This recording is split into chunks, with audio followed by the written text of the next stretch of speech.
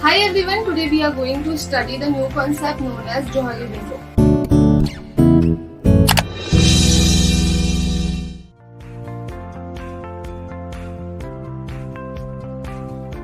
It was designed by two psychologists known as Joseph Luke and Harry Miller. They were researching on the human personality at the University of California. They came out with the invention that instead of just focusing on the personality, let us invent something which will help us to understand the personality in a deeper sense. Hence they invented Johari window, which help us to understand how personalities are expressed. To function effectively in life, we need to understand ourselves as well as ability to understand others. So Johari window helps us in both the way. Now here the knowledge plays an important role.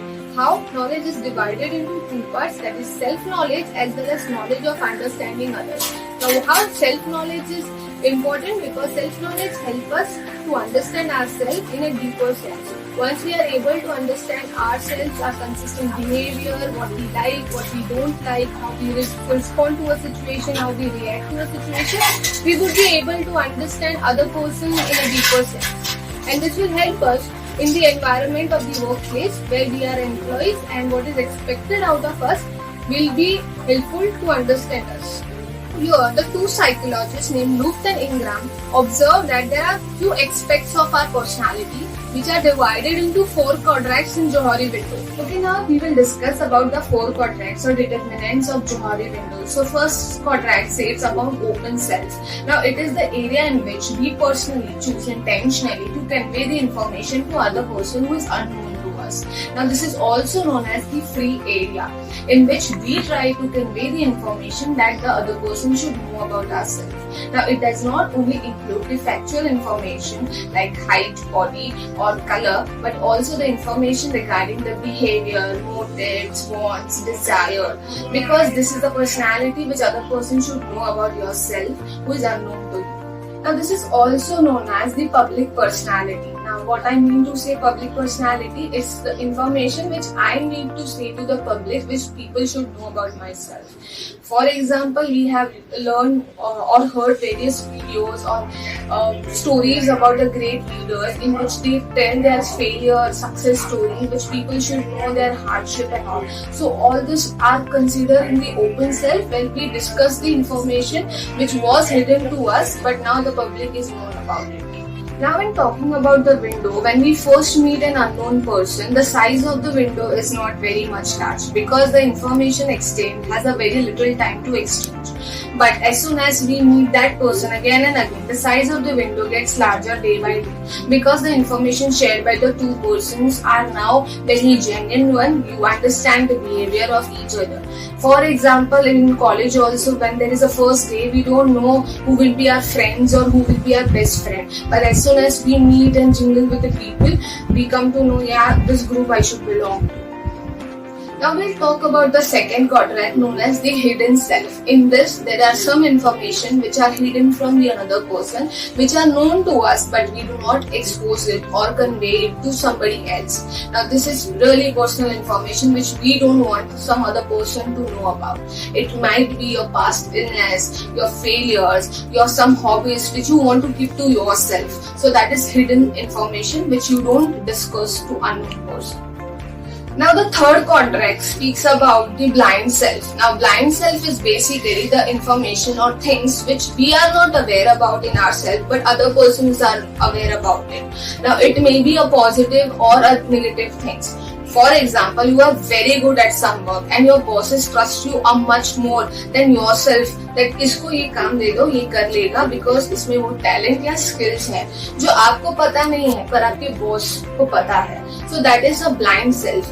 The things which is unknown to yourself but known to the others. The fourth quadrant speaks about unknown self. Now this is the information which is not known to yourself as well as the others.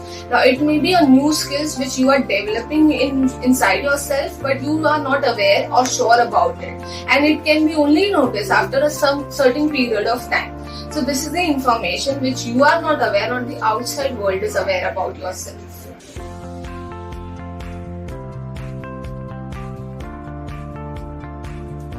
Now we will understand what is self-disclosure and what is feedback. So self-disclosure is basically the extent to which our information is shared by a person to another person. Now it is that much information only which I willingly try to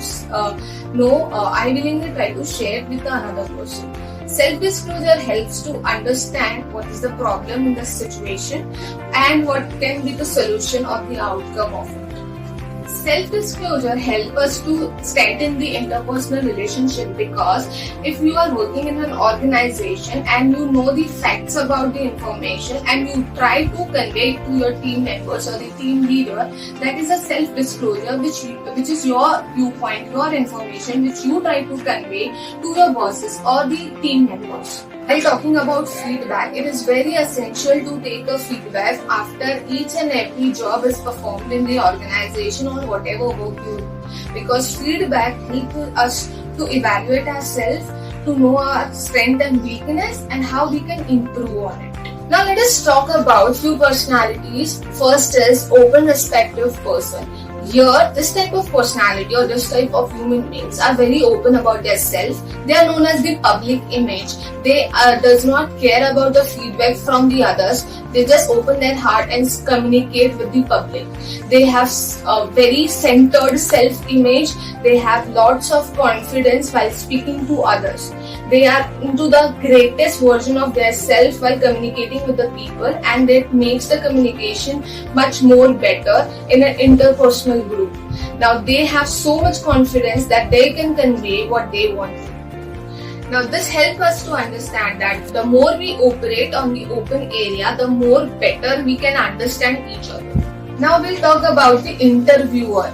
The interviewer has a large hidden area. He always searches for the information but do not exchange the information in the same energy or enthusiasm the other person has shared. They keep the information with themselves. They have hidden areas. They will not give you the information to the extent which you have shared with them.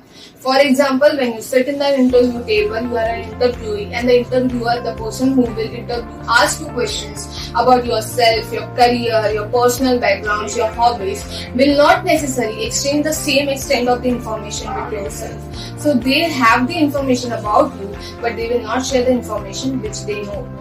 Now we'll talk about the bull-eye in a china shop. Yes, the name is a little bit weird, but this type of personality is very talkative person who always talk much more than a normal human being, and they are not the listener. They are the talkative person and always want to share their feelings with other person. They do not listen to another person. They have much more blind area because they are not a good listener. They are only the talker in the organization. Okay, now we'll talk about the turtle. Now this type of personality or this type of human beings have large blind area. They does not have the understanding of self-knowledge as well as the capacity to understand others. People really try to get away from the turtle behavior because they do not know what is their impression or their reaction to a particular situation. Turtle himself doesn't know how to react or respond to a particular situation because they do not have self-knowledge that up to that much extent. Guidelines for effective feedback. This is very important for us to understand feedback, its importance in our life, as well as when we are providing feedback to somebody else. Now first, it should be very specific. It should be very polite while giving feedback to somebody.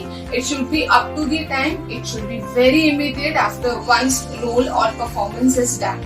And you should have control on your behavior. You should not be in the angry state of mind because that will destroy the another person's personality and he might be demotivated from it. Now we will understand the steps while listening to a feedback. Now this is very important for the students because students should always try to eager or try to find out the feedback from the teacher, because the feedback only helps you to analyze yourself, do the SWOT analysis of yourself. So first, listen carefully. Be very attentive while receiving your feedback. Maintain your anger while receiving a feedback. Feedback can be positive, it can be negative also. Because those type of personality which a person sees in you or a teacher sees in you and try to express that you can improve more on it. Okay, and you have not to be very intensive. You have to be very calm while listening to feedback, and always say a thank you to a person who gives you feedback. Not only the professor or the teacher, anybody who gives you feedback, who says you can improve on this, or this is the quality which I like in you. So this is very essential for a student, for any human being in the life.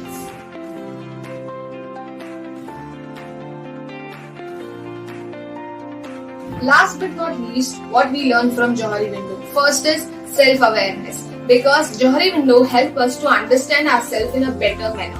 Now this goes interlinked with the self-development. Once you are aware about yourself, you can improve more on it. So that leads to a self-development. The next, it helps to improve the communication. Once you are open to the world and you come out with the hidden talent of yourself, you improve the communication with the others, and that helps you for the interpersonal communication, whether you are in an organization or you are in your own life. This will help you to improve more. The next is help us to understand the group dynamics, interpersonal group relationship, and convening with the team members.